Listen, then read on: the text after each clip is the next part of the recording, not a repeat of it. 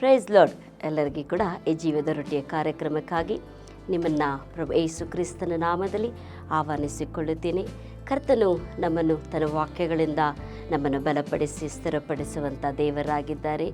ಜಾನಲ್ಲಿ ಈ ರೀತಿಯಾಗಿ ಹೇಳ್ತದೆ, ಯೋಹಾನ ಬರೆದ ಸುವಾರ್ತೆಯಲ್ಲಿ, ನನ್ನ ವಾಕ್ಯವನ್ನು ಕೇಳಿದ್ರಿಂದ ಈಗ ನೀವು ಶುದ್ಧರಾದಿರಿ ಎಂಬುದಾಗಿ.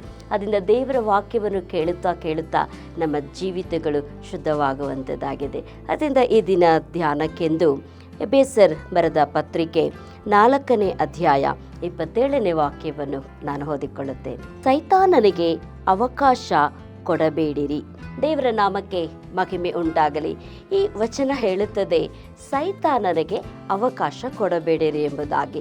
ನಾವು ಆಂಗ್ಲ ಭಾಷೆಯಲ್ಲಿ ತೆಗೆದುಕೊಳ್ಳುವಾಗ ಹೇಳುತ್ತದೆ, ಕಾಲಿಡುವಷ್ಟು ಕೂಡ ಸೈತಾನನಿಗೆ ಸ್ಥಳ ಕೊಡಬೇಡಿರಿ ಎಂಬುದಾಗಿ. ಕನ್ನಡದಲ್ಲಿ ಅವಕಾಶ ಎಂಬುದಾಗಿ ಹೇಳಿದೆ. ಇಂಗ್ಲಿಷ್ ಭಾಷೆಯಲ್ಲಿ ಕಾಲಿಡುವುದಕ್ಕೆ ಕೂಡ ಸೈತಾನನಿಗೆ ಅವಕಾಶ ಕೊಡಬೇಡಿರಿ ಎಂಬುದಾಗಿ. ಆದ್ದರಿಂದ ಒಂದು ಕತೆ ನನ್ನ ನೆನಪಿಗೆ ಬರುತ್ತೆ. ಆ ಕತೆ ಏನಂತ ಹೇಳಿದ್ರೆ, ಒಬ್ಬ ವ್ಯಕ್ತಿ ಮತ್ತೊಬ್ಬರಿಗೆ ತನ್ನ ಮನೆಯನ್ನು ಮಾರ್ತಾರೆ. ಅದರಿಂದ ಅವರು ಕೂಡ ಆ ಮನೆಯನ್ನು ತೆಗೆದುಕೊಳ್ಳುತ್ತಾರೆ.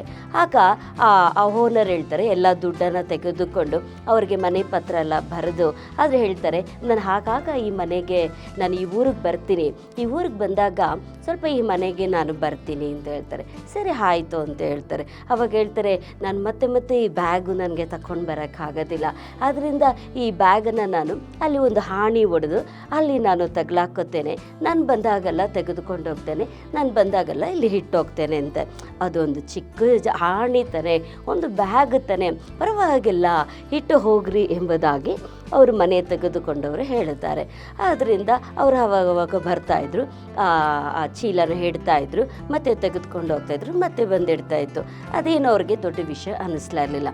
ಆದರೆ ಒಂದು ದಿವಸ ಆ ಮನೆ ಮಾರಿದವರು ಅವ್ರೇನು ಮಾಡ್ತಾರೆ, ಒಂದು ಚೀಲನ ಅಲ್ಲಿ ಯಾವಾಗಲೂ ಇಟ್ಟಿರ್ತಾರಲ್ಲ ಅದನ್ನು ಇಟ್ಟಿರ್ತಾರೆ. ಅವ್ರಿಗೆ ಮಾರನೇ ದಿವಸ ಬಂದುಬಿಟ್ಟು ಮನೆಯಲ್ಲಿದ್ದವ್ರಿಗೆ ಏನೋ ಒಂದು ದುರ್ವಾಸನೆ ಹೊಡೀತದೆ.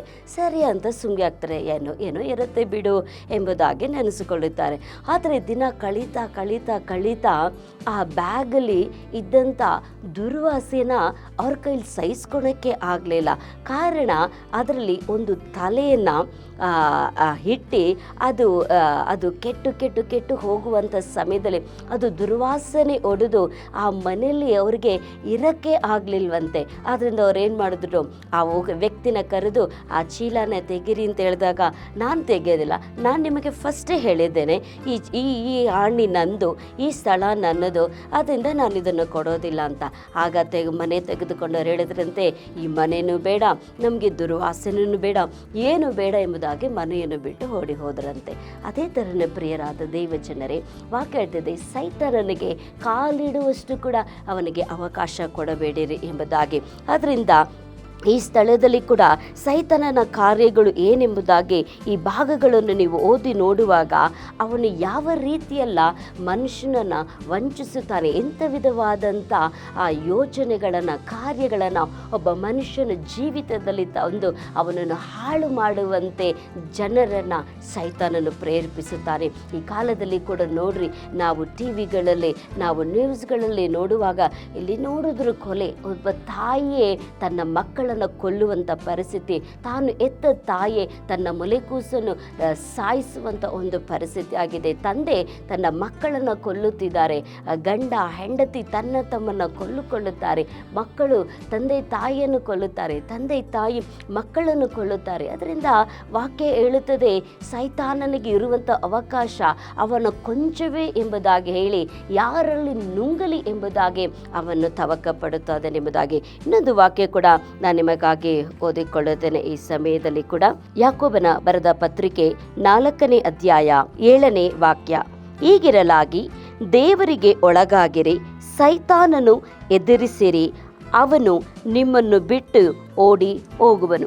ದೇವರ ಸಮೀಪಕ್ಕೆ ಬನ್ನಿರಿ, ಆಗ ಆತನು ನಿಮ್ಮ ಸಮೀಪಕ್ಕೆ ಬರುವನು ಎಂಬುದಾಗಿ. ಹಲ್ಲೆಲೂಯಾ. ಆದ್ದರಿಂದ ಸೈತಾನನಿಗೆ ನಾವು ಎದುರಿಸಿ ನಿಲ್ಲುವಾಗ ಆತನು ನಮ್ಮನ್ನು ಬಿಟ್ಟು ಓಡಿ ಹೋಗುವಂತನಾಗಿದ್ದಾನೆ. ಅದರಿಂದ ಸೈತಾನನ ಕಾರ್ಯಗಳಿಗೆ, ಸೈತಾನನ ವಿಷಯಗಳಿಗೆ ಹೆದರದ ಹಾಗೆ ದೇವರಿಗೆ ಒಳಗಾಗುವಾಗ ಸೈತಾನ ನಮ್ಮನ್ನು ಬಿಟ್ಟು ಓಡಿ ಹೋಗುವಂತನಾಗಿದ್ದಾನೆ. ಈ ಸಮಯದಲ್ಲಿ ನಾನು ನಿಮಗಾಗಿ ಪ್ರಾರ್ಥಿಸಿಕೊಳ್ಳುತ್ತೇನೆ.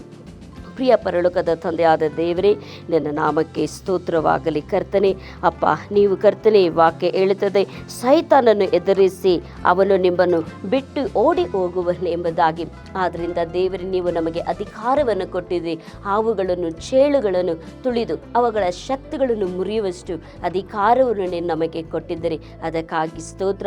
ಈ ದಿನದಲ್ಲಿ ಸೈತಾನನ ಬಾಧೆಗಳಿಂದಲೂ, ಸೈತಾನನ ಕರ್ತನೆ ಅಪ್ಪ ಆ ಒಂದು ಅಳಿವು ನಾಶನದಿಂದಲೂ ಕಷ್ಟಪಡುತ್ತಿರುವಂಥ ಒಬ್ಬೊಬ್ಬರ ಕಷ್ಟಗಳನ್ನು ನೀಗಿಸಿ ಕರ್ತನೆ ಅಪ್ಪ ಅವರನ್ನು ಬಿಡಿಸು, ರಕ್ಷಿಸು, ಆಶೀರ್ವದಿಸು ಯೇಸು ಸ್ವಾಮಿ.